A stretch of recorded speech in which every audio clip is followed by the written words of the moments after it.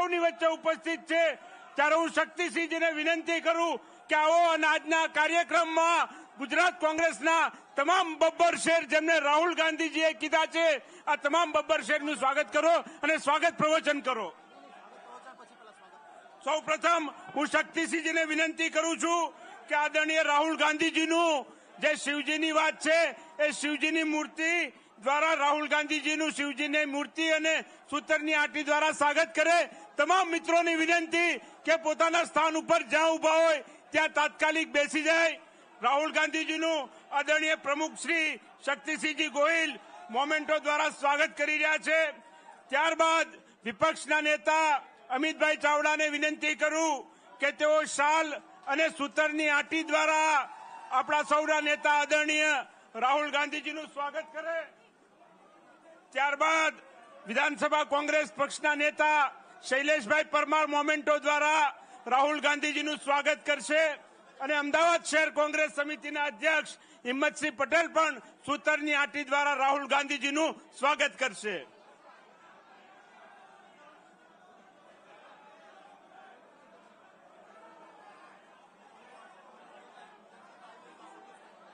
ભારતીય જનતા પાર્ટીના કાર્યકરોએ ગુજરાત પ્રદેશ કોંગ્રેસ સમિતિ ઉપર જે કાયરતાપૂર્ણ હુમલો કર્યો હું શક્તિસિંહજી ગોહિલ આપણા પ્રદેશ પ્રમુખશ્રીને વિનંતી કરું છું કે આવો અને સ્વાગત પ્રવચન કરો।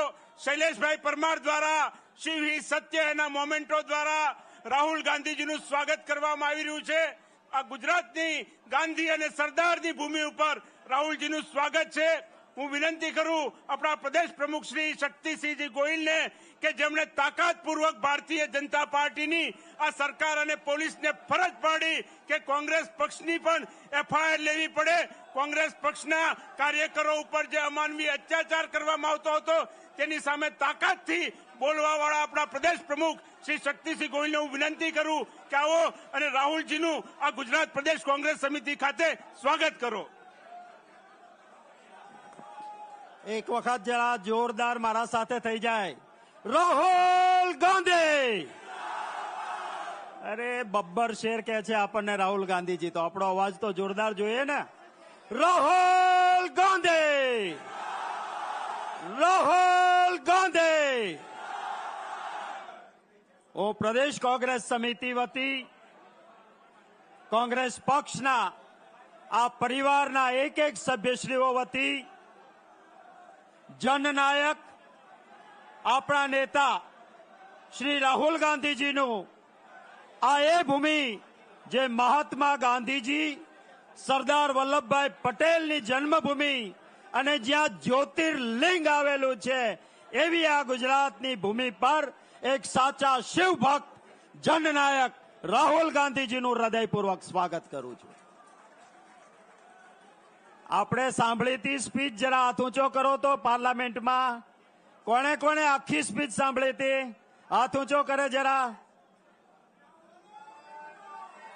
આ સ્પીચ તમે સાંભળી આ આખી સ્પીચ તમે સાંભળી એમાં જેને લાગ્યું હોય કે આ સ્પીચના કારણે રાહુલ ગાંધીજીના હિન્દીઓનું ગૌરવ વધ્યું છે એ જરા બોલે કે રાહુલ ગાંધી જિંદાબાદ। આમાં થયું છે શું તમને ખબર છે? રાહુલ ગાંધીજીએ પાર્લામેન્ટમાં ભગવાન શિવ દેવોના દેવ મહાદેવના દર્શન કરાવી દીધા। શિવ પુરાણને સાચું હિન્દુત્વ સમજાવ્યું એટલે ભાજપિયાના પેટમાં અને એટલે શું કર્યું? ઓલી નાની વિડીયો કાપી જેમાં શું કહ્યું હતું રાહુલજીએ કે હિન્દુ ક્યારે હિંસક ના હોય। આ તમે પીઠ્ઠું બનીને બેઠેલા હિન્દુઓના ઠેકેદાર બનીને બેઠેલાઓ હિંસા ફેલાવીને હિન્દુને બદનામ કરો છો કહ્યું હતું ને। ભैया माइक की मजा नहीं है, क्या कर रहे हो आप? ત્યારે આપણે સૌએ કોંગ્રેસના કાર્યકર્તાની એ જવાબદારી છે। હું સલામ કરીશ કે જ્યારે કોંગ્રેસ કાર્યાલય પર હલ્લા બોલવાની વાત થઈ તો બહાદુર કાર્યકર્તાઓ અને નેતાઓ દિવાલ બનીને કોંગ્રેસની ઓફિસની સામે ઉભા રહ્યા અને સલામ કરું છું. આ એ બબ્બર શેર છે કોંગ્રેસના. ભાજપવાળા હિંસા કરવા આવ્યા હતા, પણ એમને ખબર નથી કે આ એ વિચારધારા છે જે અંગ્રેજોની લાઠી ગોળીથી નહોતી ડરી, અને આ એ વિચારધારા મહાત્મા ગાંધીની આગેવાનીમાં લડી હતી. આજે આ જ વિચારધારા રાહુલ ગાંધીની આગેવાનીમાં લડી રહી છે. તો આ ગુજરાતમાં રાહુલ ગાંધીજીએ કહ્યું છે કે ગુજરાતની જનતા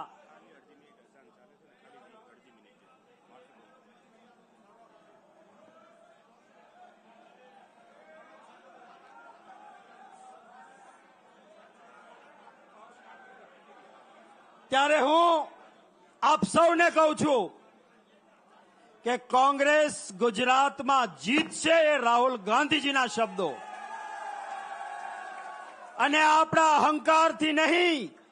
ગુજરાતીઓ આનાથી ગળે આવી ગયા છે, એટલે ગુજરાતીઓ કોંગ્રેસને જીતાડશે. રાહુલ ગાંધીજી ન્યાય માટે લડે છે, અને સમગ્ર ગુજરાતમાં જેને જેને અન્યાય થયો છે એ પરિવારો રાહુલ ગાંધીજીને મળવા આવ્યા છે, અને રાહુલ ગાંધીજી એમને મળવાના છે. આ ગુજરાતીઓના આશીર્વાદ આપણને જીતાડશે. જે 5 બબ્બર શેર પોલીસે જેમને પકડ્યા છે, કોર્ટે આજે પણ એમની ટીકા કરી કે તમારે જરૂર નહોતી તો વહેલા હું કામ લાવ્યા. એવા પરિવારના, એ જ આપણા બબ્બર શેરના પરિવારના સભ્યોને રાહુલ ગાંધીજી મળવાના છે. એ માટે રાહુલ ગાંધીજીનો આભાર માનું છું. આવા આપણા નેતા છે. વિશેષ તમારી અને રાહુલ ગાંધીજીની વચ્ચે નહીં લેતા હું રાહુલ ગાંધીજીને જ વિનંતી કરું. એ પહેલા જરા 2 સૂત્રો થઈ જાય. राहुल गांधी, और जोर से राहुल गांधी. वो राहुल गांधी जी से मैं विनती करूंगा कि आइए और हमें संबोधित कीजिए.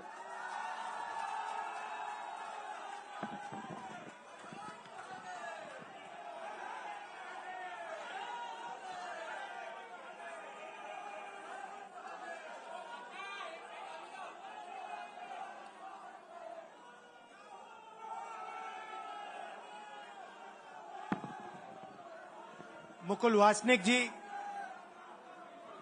शक्ति सिंह गोयल जी, अमित चावड़ा जी, दीपक बाबरिया जी, शैलेश परमार जी, जगदीश ठाकुर जी, सिद्धार्थ पटेल जी, आमी याग्निक जी, लालजी देसाई जी, हिम्मत सिंह पटेल जी, जिग्नेश मेवानी जी, इंद्र विजय जी, इमरान खेडावाला जी, ललित भाई, लाला भाई पटेल जी, मतलब हमारे सारे के सारे सीनियर नेता और हमारे प्यारे कार्यकर्ता, बब्बर शेर टाइगर, आप सबका यहां मैं बहुत दिल से स्वागत करता हूं.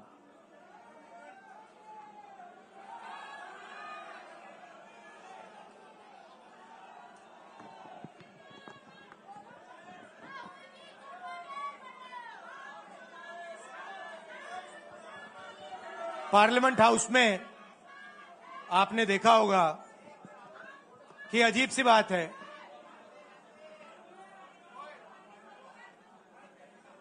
बीजेपी की जो पूरी मूवमेंट थी, राम मंदिर की, अयोध्या की मूवमेंट थी. सही बात. शुरुआत अडवाणी जी ने की थी, रथ यात्रा हुई थी, उसमें आपने अडवाणी जी को रथ पे देखा था. कहा जाता है कि नरेंद्र मोदी जी ने उस यात्रा में अडवाणी जी की मदद की थी. इनकी शुरुआत वहां हुई. राइट, ठीक है.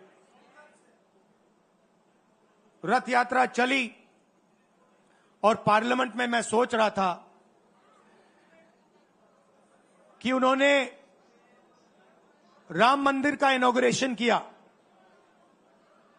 और राम मंदिर के इनॉग्रेशन में अदानी जी दिख गए अंबानी जी दिख गए, मगर गरीब व्यक्ति वहां कोई नहीं दिखा।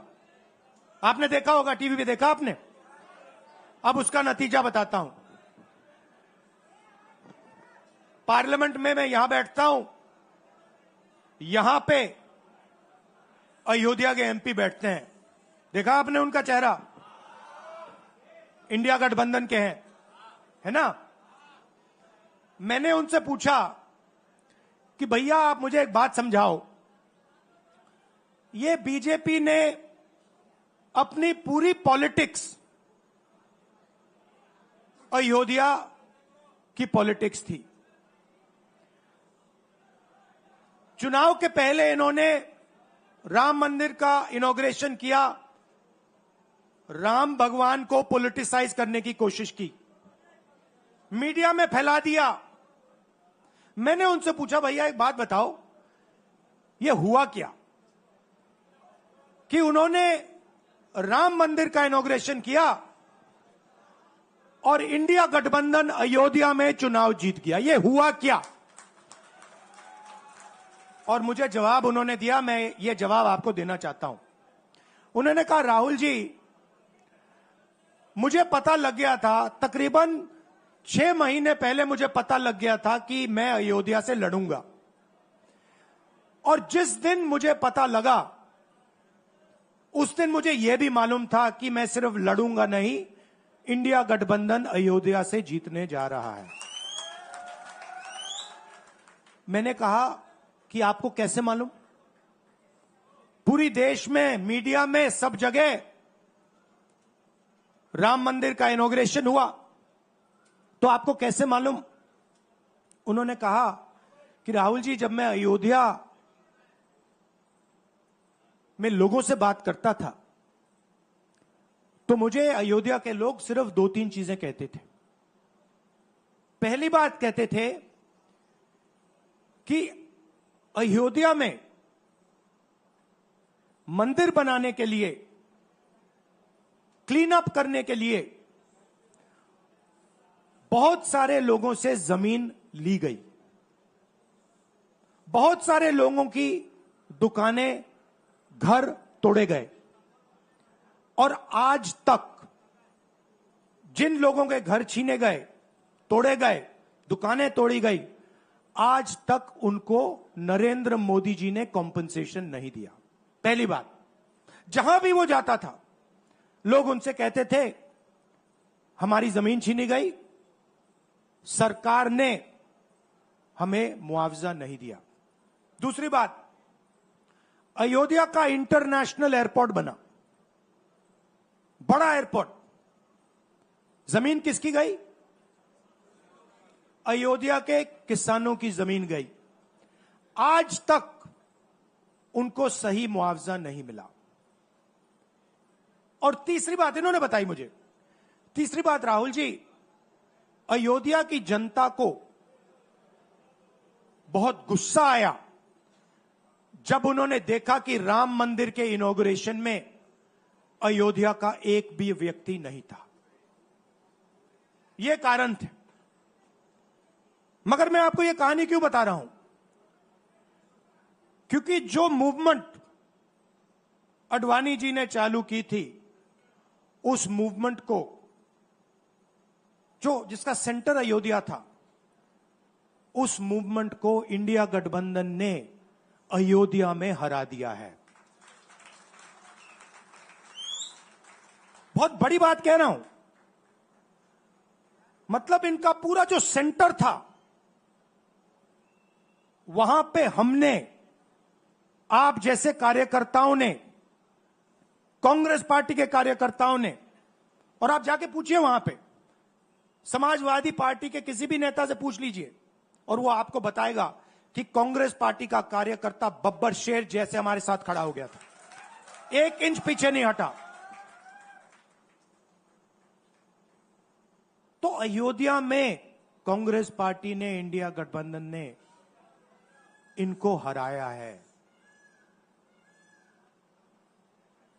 तो अगला स्टेप क्या है? अब इन्होंने क्या किया?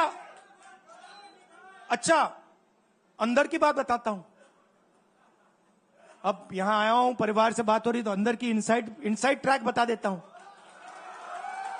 इनसाइड ट्रैक है, उसी एमपी ने बताया, राहुल जी यहां पे 3 बार सर्वे हुआ था। नरेंद्र मोदी जी वाराणसी से नहीं लड़ना चाहते थे, नरेंद्र मोदी जी अयोध्या से लड़ना चाहते थे। उनके सर्वेयर आए, 3 बार आए, नरेंद्र मोदी जी आए, और सर्वेयर ने उनको कह दिया, नरेंद्र मोदी जी अगर आप अयोध्या से लड़ेंगे, आप अयोध्या में हारेंगे। आप अयोध्या में मत लड़िए, क्योंकि अगर आप लड़ गए, आपका राजनीतिक करियर अयोध्या में खत्म हो जाएगा। इसलिए अयोध्या से नहीं लड़े, वाराणसी से लड़े। और वाराणसी में हमने 1-2 छोटी गलती कर दी, नहीं तो वहां उनको निपट लेते। मतलब आप देखिए, अयोध्या में उन्हीं के लोगों ने उनसे कहा कि हारोगे, और काशी में कितने से जीते? 1 लाख वोट से जीते। मतलब जान बचा के निकले हैं। सच्चाई है। जैसे मैंने पार्लियामेंट हाउस में कहा, हमारा काम, ये जो लगा रखा है मैंने आज, ये जो चिन्ह लगा रखा है, इसको क्या कहते हैं? अभय मुद्रा कहते हैं।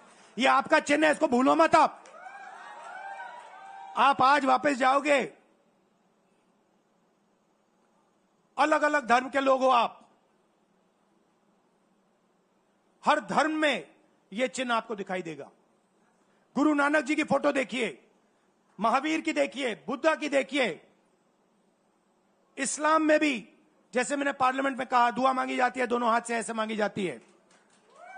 आप शिव जी की फोटो देखिए, उसमें आपको यह दिखाई देगा। और इसका मतलब है डरो मत, डराओ मत। और मैं आपसे यहां कहने आया हूं, इन्होंने आपके ऑफिस पे आपके कार्यकर्ताओं पर आक्रमण किया है। अब आपको डरना नहीं है, डराना नहीं है। इन्होंने हमारे ऑफिस पे धमकाकर, ऑफिस को तोड़कर हमें चैलेंज दिया है। चैलेंज क्या है? गुजरात के चुनाव में मैं आपको बता रहा हूं, हम सब मिलकर इनको गुजरात में हराने जा रहे हैं। जो हमने कहा, और लिख के ले लो, कांग्रेस पार्टी की जो आत्मा है वो गुजरात के चुनाव में लड़ेगी, और नरेंद्र मोदी और बीजेपी को गुजरात में, जैसे हमने अयोध्या में हराया है, वैसे ही हम गुजरात में इनको हराने जा रहे हैं। कौन हराएगा? हमारे लीडर हराएंगे, हमारे बब्बर शेठ टाइगर हराएंगे। आप देख रहे हो, मैं बता रहा हूं आपको, देखो 50% आप में से लोग, 50% आप क्या सोच सकते थे? मैं आपको पूछता हूं, आप क्या सोच सकते थे? चुनाव से पहले आप सोच सकते थे कि अयोध्या में बीजेपी हारेगी? ना। आप सोच सकते थे कि नरेंद्र मोदी से जान बचा के निकलेगा? मतलब मार्जिन ऐसे तुक्के से निकलेगा, सोच सकते थे? मैं आपको बता रहा हूं, जैसे ये अयोध्या में हारे, वैसे यहां पे हारने जा रहे हैं। आपको सिर्फ एक काम करना है, आपको सिर्फ गुजरात की जनता को सिर्फ एक बात बोलनी है, आपको डरना नहीं है। बिना डरे अगर आप बीजेपी से लड़ गए, चाहे आप किसान हो, मजदूर हो, छोटे व्यापारी हो, अगर गुजरात की जनता बिना डरे लड़ गई, बीजेपी सामने नहीं खड़ी हो पाएगी। दूसरा उदाहरण देता हूं, आप कांग्रेस पार्टी को जानते हो? हमारी पार्टी में कोई डरता है? कैसे मालूम?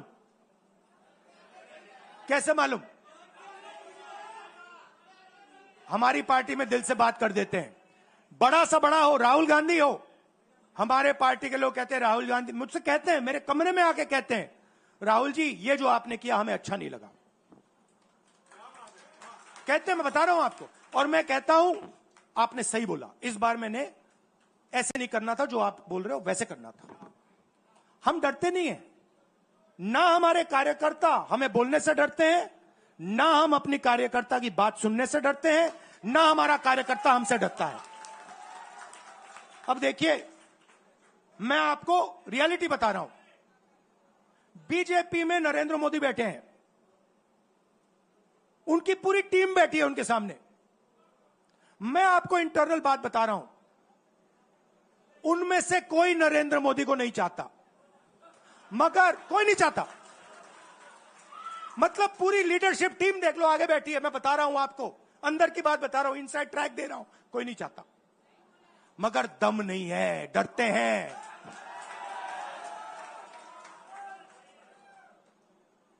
अगर नरेंद्र मोदी जैसा लीडर कांग्रेस पार्टी में होता, पूरी कांग्रेस पार्टी खड़े हो जाती, कहती है नहीं हम डरते नहीं है, हटो यहां से।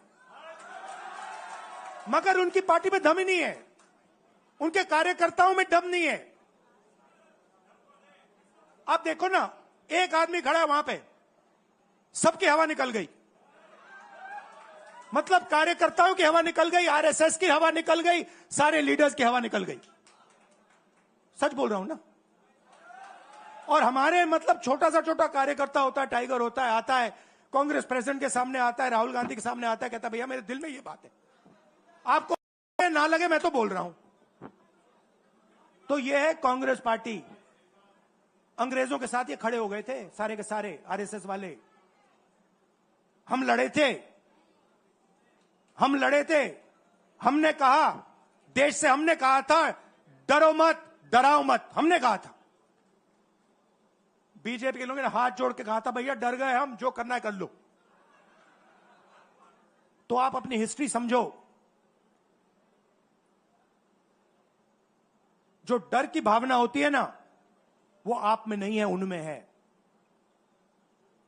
और इसी के कारण मैं आपको बता रहा हूं, कांग्रेस पार्टी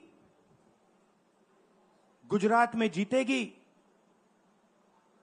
और गुजरात से ही नई कांग्रेस पार्टी बनेगी। क्योंकि कांग्रेस पार्टी, मैं गहरी बात बोल रहा हूं, मैं ऐसी आलतू फालतू बात नहीं करता हूं। देखिए, कांग्रेस पार्टी बनी कहां थी, मतलब हमारे जो सबसे बड़े नेता थे, जिन्होंने रास्ता दिखाया था। आप क्या सोचते हो, जब यहां अंग्रेज राज करते थे, क्या डर नहीं था? गुजरात के व्यक्ति ने कहा था, महात्मा गांधी ने देश को कहा कि देखो डरो मत, डराओ मत। और आग गुजरात से शुरू हुई थी। और आज अगर कांग्रेस पार्टी है, तो वो पार्टी, वो भावना, वो सोच गुजरात से शुरू हुई थी। इसीलिए जब इन्होंने हमारा ऑफिस तोड़ा, मैंने सोचा भैया मौका मिल गया, अब हम इनको सबक सिखाएंगे। जैसे इन्होंने हमारा ऑफिस तोड़ा, वैसे ही हम उनकी सरकार को तोड़ने जा रहे हैं।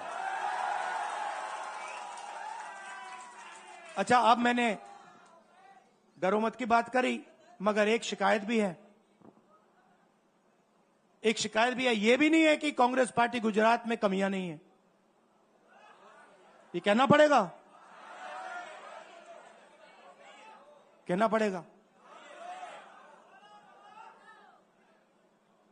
कमी क्या है? एक कार्यकर्ता ने मुझे बहुत अच्छी तरह बताया, कांग्रेस पार्टी के कार्यकर्ता ने, राहुल जी, कहता है मुझे, राहुल जी ये कांग्रेस पार्टी में एक मुश्किल है, दो तरीके के घोड़े होते हैं, एक रेस का घोड़ा होता है, दूसरा शादी का घोड़ा होता है। ये आप कभी कभी कांग्रेस पार्टी क्या करती है, रेस के घोड़े को शादी में भेज देती है, और शादी के घोड़े को रेस में लगा देती है। तो उसने कहा ये आप बंद करा दीजिए, रेस के घोड़े को आप रेस दौड़ाइए और शादी के घोड़े को आप शादी में भेजिए। तो ये हमें गुजरात में करना है। जो रेस का घोड़ा है, जो तैयार है, दौड़ने के लिए तैयार है, उसको रेस में लगाना चाहिए। और जो हमारे शादी के घोड़े हैं, जो हैं वो हैं, उनको हमें शादी में बारात में नचा देना चाहिए। तो अब मेरा कहना है कि यह काम सीरियसली करना है। हम पिछले चुनाव में, आप भी जानते हो, मैं भी जानता हूं कि हम बीजेपी से पिछले चुनाव में नहीं लड़े थे, ठीक से नहीं लड़े थे। उससे पहले चुनाव में 2017 में हम 3 महीने कह लो, 4 महीने कह लो, 4 महीने 3 महीने हम लड़े और नतीजा आपने देखा। आपने देखा, गुजरात के सीनियर नेताओं ने मुझे बस में कहा, मैं बता रहा हूं आपको इनसाइड ट्रैक, मुझे बस में कहा कि राहुल जी, गुजरात में हमें 40 सीटें मिलेंगी। मैंने उनसे कहा 40 नहीं, हम चुनाव जीतने जा रहे हैं। और 16 सीट से हम चुनाव हारे। अब 3 साल है, 3 महीने में हम फिनिश लाइन तक पहुंच गए थे। 3 साल में हम फिनिश लाइन को मतलब उधर पीछे छोड़ के निकल जाएंगे। मैं आपको यहां कह रहा हूं कि आप लोग गुजरात में कितने साल बाद, 30 साल हो गए, 30 साल हो गए। मैं आपको बता रहा हूं, मानो ना मानो, आप में से 50% अभी मान रहे हैं और 50% कह रहे हैं नहीं भैया नहीं होगा। जो 50% मान रहे हैं, मैं आपसे बात कर रहा हूं। जो 50% मान रहे हैं, मैं आपसे बात कर रहा हूं। आप लड़ जाओ और ये बाकी 50% बैठे हैं, उनकी माइंड बदल दो, नैया पार हो जाएगी, सरकार बन जाएगी। और मैं आपसे कहना चाहता हूं कि एआईसीसी की टीम, राहुल गांधी, मेरी बहन, सारे के सारे सीनियर लीडर आपके साथ यहां खड़े होंगे, आपके साथ मिलकर इनकी सरकार को तोड़ेंगे। आपने बहुत सहा है, बहुत लाठियां खाई हैं, बहुत अपमान हुआ है आपका, गालियां खाई हैं आपने। अब बहुत हो गया, अब इनको हमें सबक सिखाना है और हम इनको हराने जा रहे हैं। और नफरत से नहीं, मोहब्बत से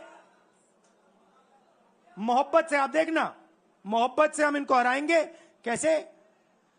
क्योंकि नरेंद्र मोदी जी का जो विजन था, वो गुब्बारा जो था वो फट गया है, फटाक से वो फट गया है। आप सोचिए, पार्लियामेंट हाउस में नरेंद्र मोदी वहां बैठे, मैं यहां, और मैंने प्रधानमंत्री जी उनके सामने कहा कि नरेंद्र मोदी जी, आप एक व्यक्ति भी नहीं कह सकता हूं, पता नहीं आप क्या हैं, क्योंकि आपने ही कहा कि मैं नॉन बायोलॉजिकल हूं, मैं बायोलॉजिकल नहीं हूं। और मेरा सीधा डायरेक्ट कनेक्शन है ईश्वर से। अरे भैया, आपका डायरेक्ट कनेक्शन है ईश्वर से, तो अयोध्या कैसे हार गए? कैसे हार गए? तो हमारे प्रधानमंत्री सोचते हैं कि बाकी सब लोग बायोलॉजिकल, गुजरात की जनता बायोलॉजिकल, गांधी जी बायोलॉजिकल, हिंदुस्तान के किसान मजदूर सब लोग बायोलॉजिकल, और Narendra Modi non biological. Speaker sir ने मुझे कहा ऐसे मत बोलिए। मैंने कहा मैं थोड़ी बोल रहा हूं,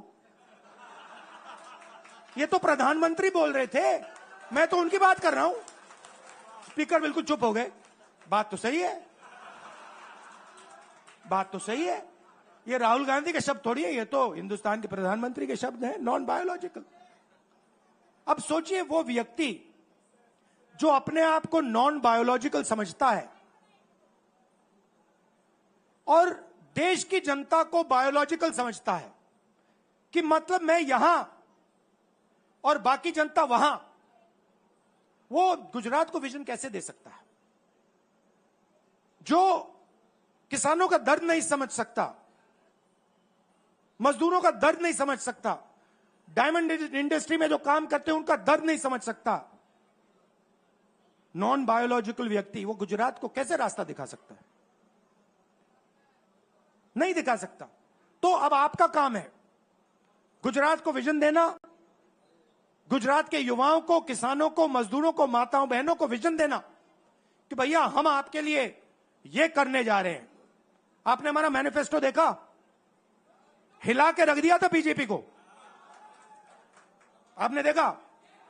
वैसा मैनिफेस्टो बनाना है गुजरात के लिए। गुजरात की जनता से मिलकर 1 लाख लोगों ने हमारा मैनिफेस्टो बनाया था। वैसे ही हम गुजरात में लाखों लोगों से पूछकर अपना मैनिफेस्टो बनाएंगे, गुजरात को विजन देंगे और फिर चुनाव पूरा दम लगा के लड़ेंगे और यहां इनकी जो सरकार है उसको तोड़ के हटप्परे कर देंगे। आप सबका दिल से धन्यवाद। आखिरी बात मैं कहना चाहता हूं, यहां जगन्नाथ यात्रा हो रही है, आप सबको और जो यात्रा में भाग लेंगे आप सबको शुभकामनाएं देना चाहता हूं और दिल से प्यार देना चाहता हूं। आप सबका दिल से धन्यवाद, नमस्कार, जय हिंद। अभय मुद्रा, डरो मत, डराओ मत। વિપક્ષના નેતા વિધાનસભા કોંગ્રેસ પક્ષના નેતા અમિતભાઈ ચાવડાને વિનંતી કરું કે તેઓ આવે અને આભાર વિધિ કરે। ગાંધી સરદારના ગુજરાતમાં ડરો નહીં ને ડરાઓ નહીં ના નારા સાથે કોંગ્રેસના જે કાર્ય, કોંગ્રેસની વિચારધારા સાથે આ ગુજરાતના લોકો માટે લડી રહ્યા છે, સંઘર્ષ કરી રહ્યા છે, એવા તમામ કાર્યકરોનો હોંસલો બુલંદ કરવા માટે ગુજરાતમાં અગ્નિકાંડ હોય, મોરબીના બ્રિજના પીડિતો હોય, સુરતના તક્ષશિલા કાંડના પીડિતો હોય, વડોદરાના મૃતકના પરિવારજનો હોય, એવા તમામ ગુજરાતમાં જેને અન્યાય થાય છે, જેની પર અત્યાચાર થાય છે, જેને ન્યાય માટે લડત લડે છે, એવા તમામ પરિવારોને સથવારો આપવા માટે એના લડતમાં કોંગ્રેસ એની સાથે છે એ વિશ્વાસ આપવા માટે કોંગ્રેસના કાર્યકરો ને આવનારા સમયમાં લડીશું ને જીતીશું એના માટે વિશ્વાસ સાથે એક તાકાત પૂરી પાડવા માટે જનનાયક રાહુલ ગાંધીજી આપણી વચ્ચે પધાર્યા છે ત્યારે આપણે સૌ ગુજરાતી વતી એમનો ખૂબ ખૂબ આભાર વ્યક્ત કરીએ છીએ। રાહુલજીને પણ આપણે વિશ્વાસ આપીએ છીએ કે તમે જે દેશની પાર્લામેન્ટમાં વિશ્વાસ અપાયો છે, કોંગ્રેસનો એક એક કાર્યકર, એક એક ગુજરાતી જે આવનારા સમયમાં ડરો મત ના નારા સાથે જે લડાઈ લડવાનો છે એની સાથે મક્કમતાથી કોંગ્રેસનો કાર્યકર પણ લડશે।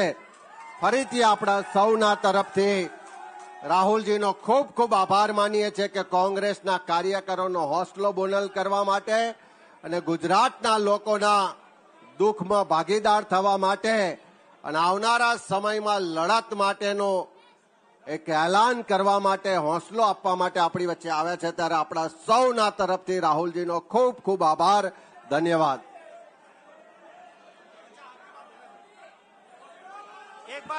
एक बात मैं भूल गया कहना, आने से पहले मैंने अपनी बहन से कहा था कि देखो अगली बार मैं गुजरात जाऊंगा तुम्हें मेरे साथ आना होगा।